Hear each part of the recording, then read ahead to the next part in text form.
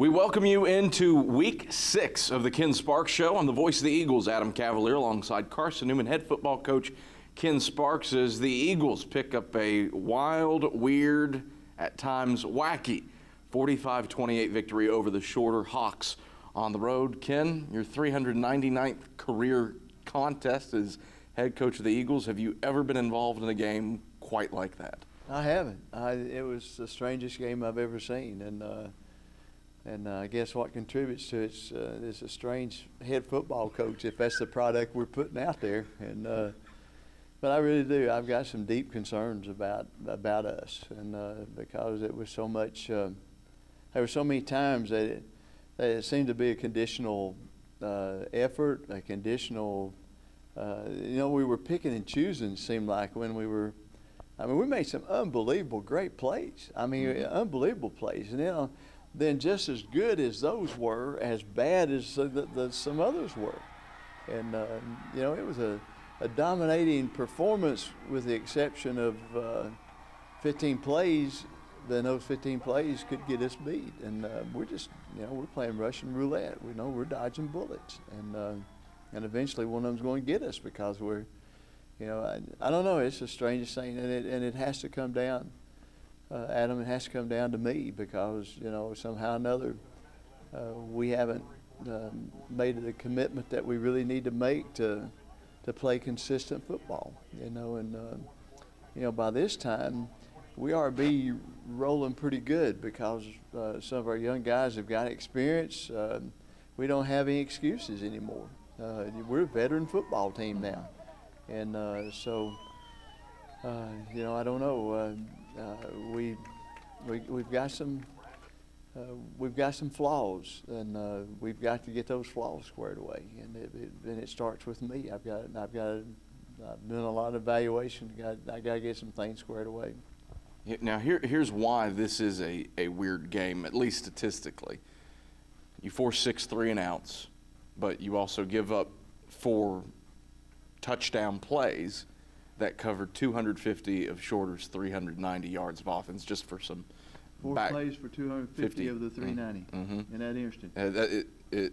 I haven't seen anything like it. And when you say it's time to do some evaluation, how do you go through and manage a game where you played pretty solid football 90% of the time, but 4 drives that covered only 8 plays for Shorter that proved to be the hiccup? Well, that's, you've got to say that every play counts. There's not one play that doesn't count. And so if every play counts, you got to play that play, doing it the way you're supposed to do it. And, we were playing not even good backyard football a few times, with the way we tackled, the way we played technique, the way we played, the way we blocked, the way we ran the offense. 2 weeks now, 2 weeks in a row, we've had a receiver running wide open, this time by 20, 25 yards, and lose the ball as we're throwing it. Lose the ball out of our hand as we're throwing it. And, I've never seen that before. And and it wasn't because of contact. It just, we just lost the ball. And, we had 7 fumbles. And you can't play football like that and get it done. So the key, we won the ball game and we celebrated winning the ball game. I made sure 3 times I said we won. Let's holler and let's clap and let's say we won. But at the same time, winning to me, success to me, is when you've done your very best, and you know that you have the satisfaction of knowing that you did your very best. And that you honored the Lord with what He's honored you with, and that's the ability to play football. And so you give it your very best. You fight until you drop. You use every ounce of energy that you have, and you do it one play at a time. And so we were not successful. We won a ball game, but we were not successful. You've always equated things to the laboratory of learning using football as a placeholder for what your life should be. And it'd be like, let's just change the percentage. Let's say that 6 out of 7 plays You were did very well, but one play you took off. It'd be like playing well or doing life well for 6 days of the week, and on Monday you're out doing something doing your own thing and making decisions that are going to kill you, and do some things that are not going to get you where you want to get to, and eventually those days will get you, because discipline is not a part-time deal.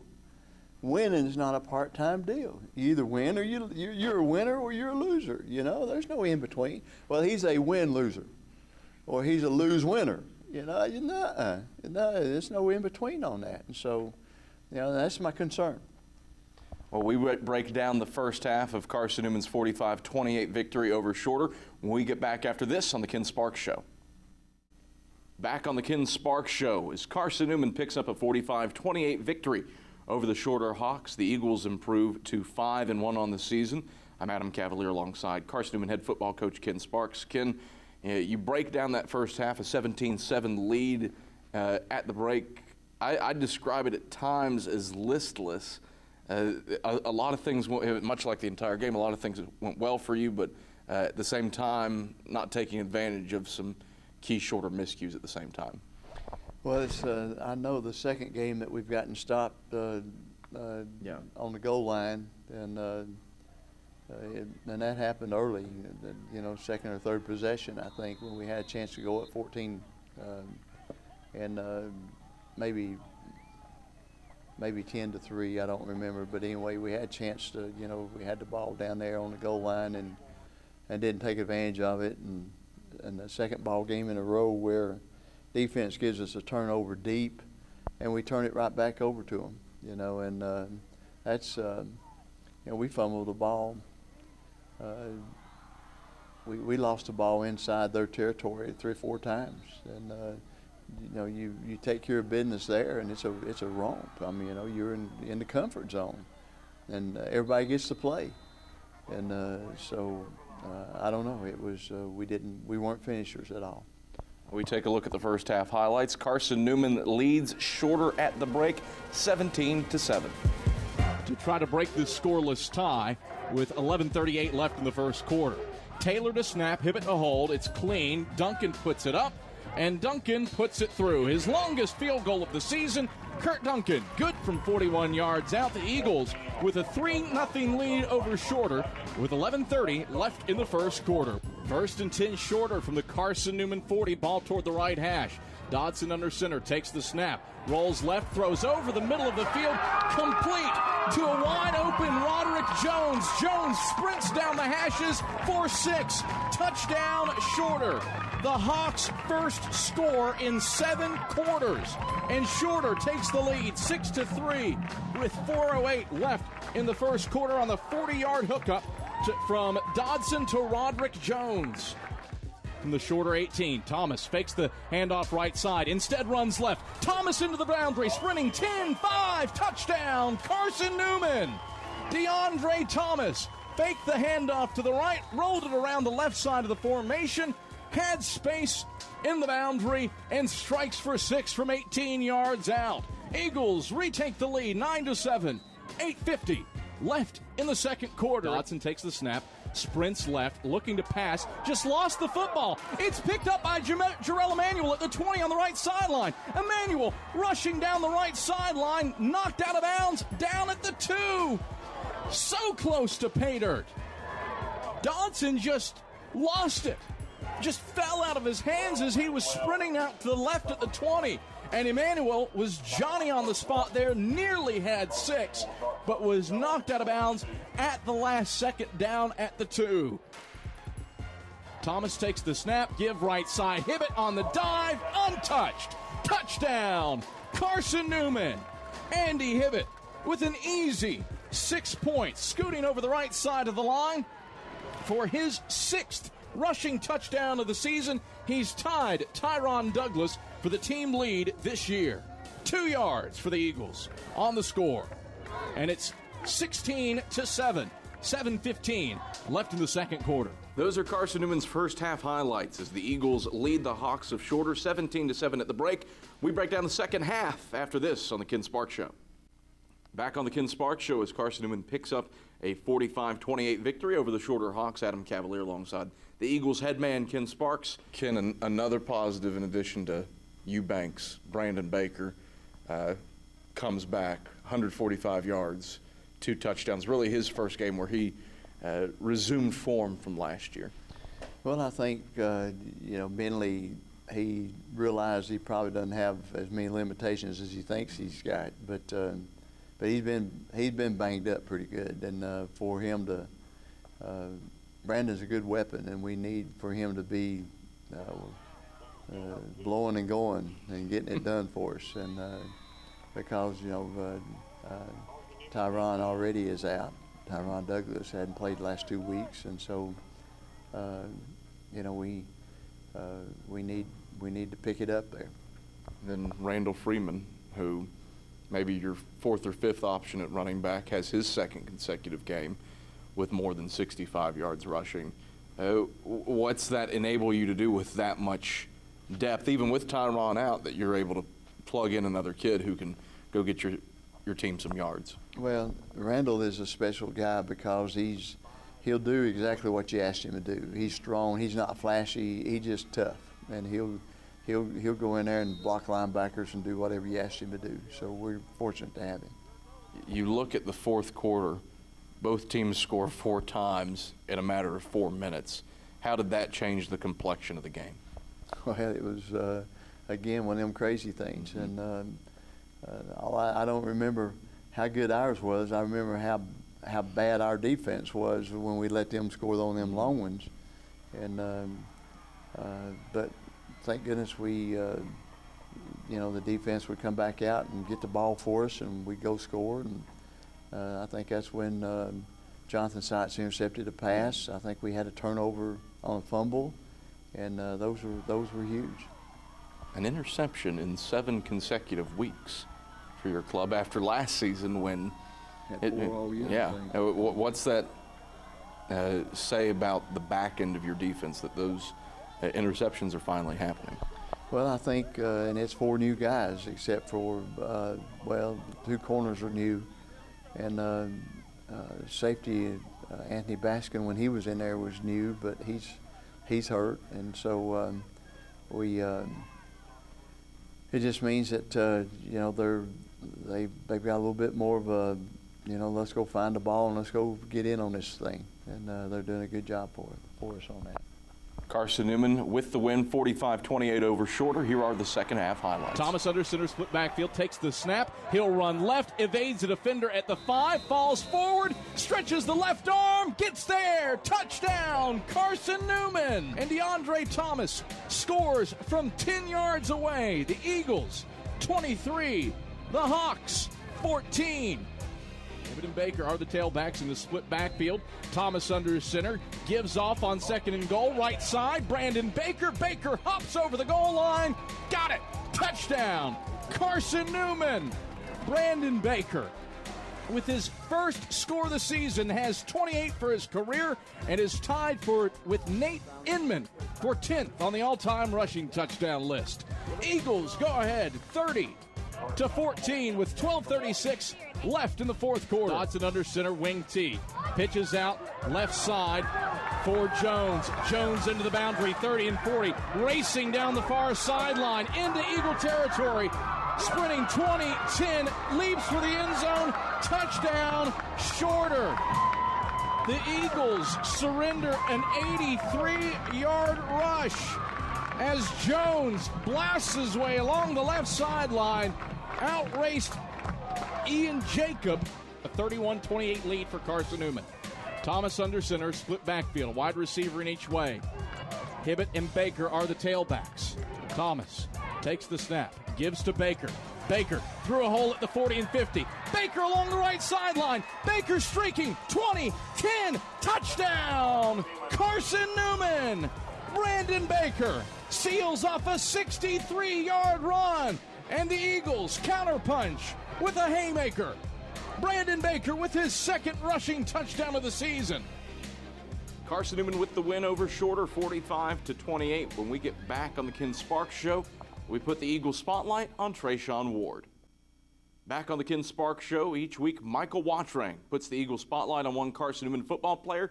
This week's Trayshawn Ward. Sophomore running back Trayshawn Ward is listed at 5'9", 175 pounds. That may be a little bit generous, but Ward has helped open up the offense for the Eagles, giving them options in the slot that has allowed Mike Turner to add a 5 wide receiver set to his play calling. It's just something different. Like we can really open up the playbook and do other things other than just running the veer. We can run toss sweeps and reverse and the bubble screens and a lot of other different things to open up the playbook. Ward leads the South Atlantic Conference in kick return yardage, averaging a little more than 28 yards per return this season, including an 81-yarder against Catawba. Return game coordinator Dino Waits has seen the maturation of Ward from his freshman season. The good thing about this year is you get to see his growth, and that's what you always see with any player. And so for him, though, it's great because he's such a dynamic player. I mean, he's quick, fast. He plays running back for us, also plays slot for us. So it's good to have an athlete like that back there that can return it. And he can also catch punt returns, too. And so it's good to have a dynamic back there like that. I mean, and not only that, you look at him, he's a little undersized. You look at him, most people say he's undersized, but he runs hard, too. Like, he's not afraid to stick it in there. So he's going to see the seam, he's going to go hit it. And that's one thing they struggled with last year that he's doing a whole lot better with. He sees a seam, he's going to take it. So. Preseason All-American running back and fellow Miami native Brandon Baker considers himself Ward's big brother. I've always liked to take a big brother role with anybody from Miami because it's hard being up here a long way from home. And Trayshawn, he's a good guy, and he loves to work hard. And anybody who loves to work hard, I like for them to push them, and I like for them to push me as well. Ward has already surpassed his season totals in rushing and receiving yards from 2012. He spent a lot of time in the film room studying his first campaign in Mossy Creek. It's one of the many habits that Baker has instilled upon him. He's not someone that's gonna just tell me when I'm doing everything right. Like what he does big is he helps me with everything that I'm doing wrong, and he also encourages me with the things that I'm doing right, and he knows what I can contribute to the team. So he also so he just continues to encourage me and gives me the confidence to make the big plays that I've made. While some people may look at Ward and think that he is not big enough to take the consistent beating of a football player, Waits sees his stature as an advantage. He knows that most people are looking at him as he's a little undersized, and so I think that motivates him, part of it, the way he runs, part of it more than regular. And then it's tough to get hands on a guy like that. He's not a big body that you can really wrap up right now. And so he's going to break the first tackle if you do grab him almost every time. And more likely, if you try to grab him, he's probably going to make you miss just with raw speed. So that's the good thing about having him there. But I say more than anything, his motivation is probably that, being the smaller guy most of the time, most of his life. His motivation is to make it, hey, I'm small on the outside but big on the inside, and that's what he does. Other schools wanted Ward to play defensive back or strictly be a return specialist. The Miami native is grateful for the opportunity Carson-Newman gave him. Baker believes that Ward has an extremely bright future with the Eagles, a future that could see his name etched in the record books. For the Ken Sparks Show, I'm Michael Watrang. Thanks very much, Michael. And Ken, Trayshawn Ward, a versatile weapon for you, and a kid who seems like he's made strides personally in addition to off the field in the past 2 years. Well, he really has. Trayshawn is a kid from Miami that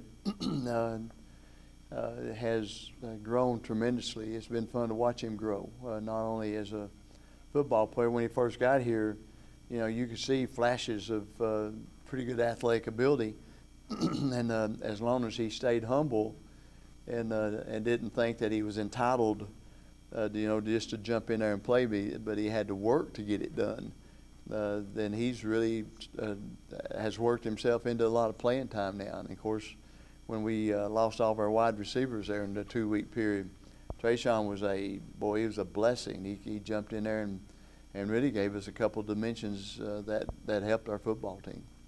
Turn your attention now. Let's just focus on your 400th career game here at Carson-Newman. And you get angry at me for that. But in all sincerity, homecoming. It's Tusculum, rivalry game. You have to slow down the Bo Cordell show. What's that take defensively against a Tusculum club that might be smarting after a 44-9 loss to an unbeaten Newberry club? Well, I've thought they've played a whole lot better defense this year than they've played in a while. And of course, you know, when you got a quarterback that has thrown for 900,000 yards, you know, then you know that they're capable of putting you in a bad way, because we have, you know, I go back to the Catawba game, you know, when we went up against a good thrower, and he worked on us pretty good. And we never have been real effective against a Bow, and so we need to have a good ball game. We need to get you know, we need to be consistent, and we got to find some ways to try to get some pressure on him, and then when we get pressure on him, try to keep him from beating us with his legs, which he gained quite a bit of yardage last year. So we got some work to do. Yeah, last year Cordell ran for more than 100 yards, yes. And that's a rarity for him. Yes, but great to have a homecoming. Great to have a home ball game in October. You know, we get one game in October at home, and so let's make it count and get the most we can out of it. Ken, a pleasure as always.